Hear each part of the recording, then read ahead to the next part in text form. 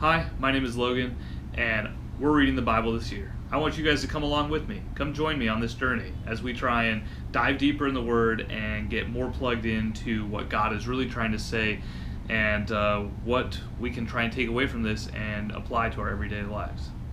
And just like that, let's do a quick prayer. Dear Lord, I pray for these words to hopefully help individuals grow deeper in their faith, and I hope that we can reach out to a larger group of people and that we can, just try and show the world what we as Christians are made of and can, what kind of word or message are we trying to get across. In your name we pray, amen. So last time we left off with Jacob, who was just trying to leave Laban after working for 20 years for some cows and 2 wives. Apparently that's necessary. And he was going to go back to his brother Esau. As he was traveling, he sent some messengers ahead to, kind of clear the way with Esau to try and, start that conversation. And his messenger returns to him and says, Esau's heading this way with 400 men. And that makes Jacob very uncomfortable, very nervous. He thinks that, Esau might be trying to come, get some retribution on his brother after all this time. And, he's sending ahead sheep and cattle and gifts and things like that ahead of his procession to try and appease Esau. And, at this point, he's just kind of procrastinating the inevitable, and at this point, he's just waiting on one side of the river. He's sent basically everybody else across the river, and at this point, Jacob actually meets God.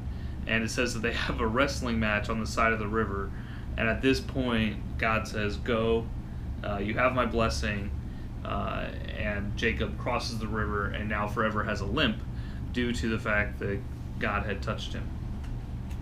It says, Jacob, this is when they're actually meeting. It says, Jacob looked up, there was Esau coming with 400 men. So he divided his children among Leah, Rachel, and the 2 female servants. He put the female servants and the children in front, Leah and her children next, Rachel and Joseph were at the rear. He himself went on ahead and bowed down to the ground 7 times as he approached his brother. But Esau ran to meet Jacob and embraced him. He threw his arms around his neck and kissed him, and they wept. Then Esau looked up and saw the woman and the children. Who are these with you? He asked. Jacob answered, They are the children God has graciously given your servant.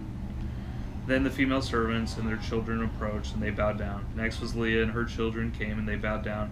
Last of all was Joseph and Rachel, and they bowed down too. Esau asked, What is the meaning of these flocks and herds I met? To find favor in your eyes, my lord, he said. But Esau said, I already have plenty, my brother. Keep with you for yourself. It goes on, and Esau basically refuses to accept the gifts. Then Jacob basically insists and ends up taking them. This is a tough story. I think from a brother perspective, I know myself it would be very hard to Jacob is humbling himself in front of his brother. He's not going there angry or arrogant or proud. He's humbling himself, admitting that he's done something, wrong. He's admitted it to himself, which I'm sure he wouldn't have been able to when he first left. And he's essentially acknowledging to his brother that I didn't do right by you. And Esau is doing what is, I think, almost equally as hard as graciously accepting his brother back regardless of the flaws or their past differences. And Jacob's trying to do all these things to curry favor with him, and Esau is basically saying, those things aren't what ingratiated yourself with me. These aren't the gifts and the actions. Those aren't the things that I need. I just wanted my brother back. And so there's a lot to unpack there, but I think one is, how do you humble yourself in a situation where you've done something wrong, or it's very challenging to let your pride go, to acknowledge that maybe you didn't do right by that person, even though you may have had the right intentions, or you may have thought you were doing the right thing. And then the flip side of that is, how do you, as someone who has been wronged, accept that they made a mistake and, move on without, punishing that person for what they did. This is a give and take world, and at this point, there's got to be a lot of forgiving that we do, and there's got to be a lot of helping others, and there's also got to be a lot of admission of guilt. In order for there to be healing among all parties, that's kind of what we need to start trying to do. I hope you guys found this enjoyable, and I hope you guys found this useful. I am very tired. I just got back from Thailand, and I have not slept much, so see ya.